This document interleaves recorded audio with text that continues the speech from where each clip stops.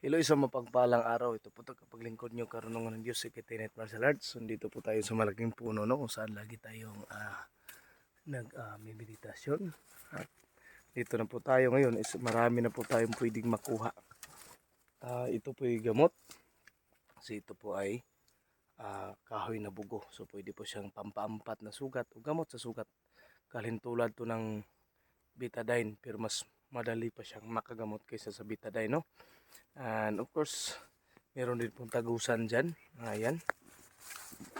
So, tagusan na os. So, ang os po, ayan ay tinatawag din na tagnipas sa ibang grupo. So, sa amin yan po yung os na pininimulaan yan sa mga mag-aanting na hindi ka basta-basta matatablan kung mayroon ka yan. Dahil yun nga, hindi po siya basta-basta napuputol pag tinataga. Pagkatapos, meron po dito baging.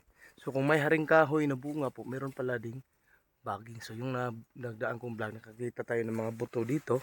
Yan oh. So meron po mga parang itim na bilog na bunga na kung saan pag tanggalin mo siya sa laman ay siya pala ay Shiba beads. Okay?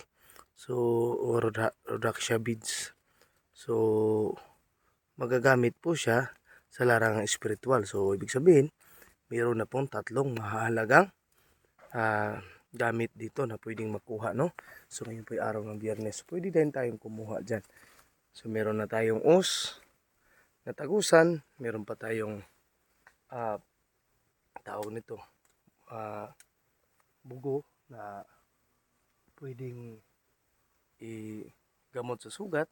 At dito rin tayo nag-meditasyon.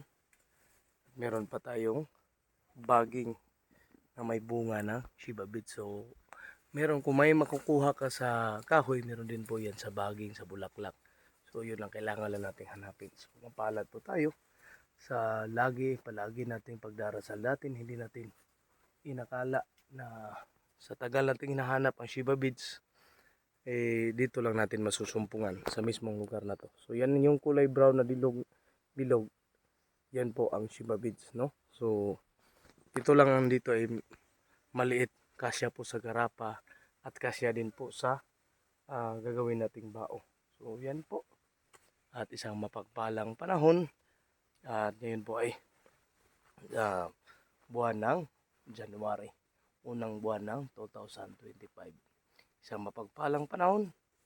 Sa larangang espiritual, kailangan natin tuklasin, kailangan nating damhin ang binabahagi ng kalikasan sa atin. Isang mapagpalang panahon at hanggang sa muli.